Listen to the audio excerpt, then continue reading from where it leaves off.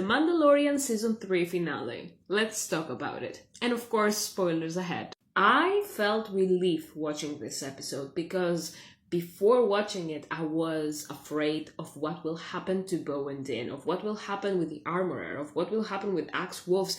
All those scenarios were making me nervous and I was expecting the worst things to happen. And it was such a happy place to be into. That last episode was a very happy one. I am used to Dave and John being Dave and John and breaking our hearts time and time again, and it didn't happen. Like, who wrote this episode?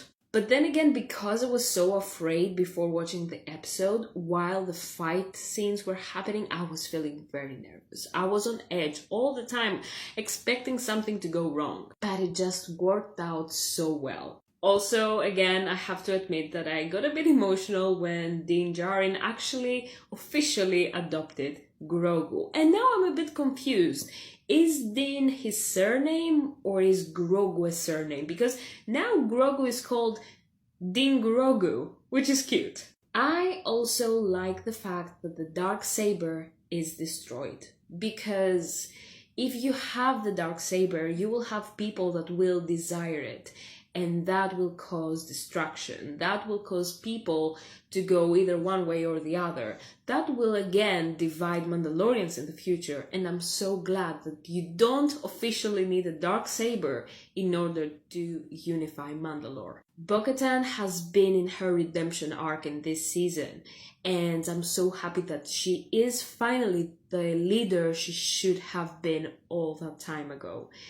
We still are owed a Satine name drop, at least. And lastly, I am so happy about Din having a place to live. He never had this luxury before.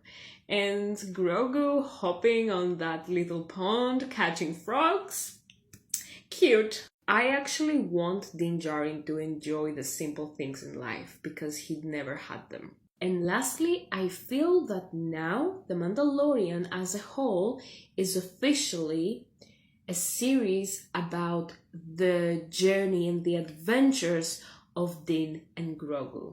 As of now, they live free. They don't need to hide, and Grogu doesn't really need protection because now they protect each other. All in all, I enjoyed this season. Its tonality reminded me the tonality that the Clone Wars had, and I like that. It's not as gritty as it was in the past seasons, but I still enjoyed it. This is the Wa.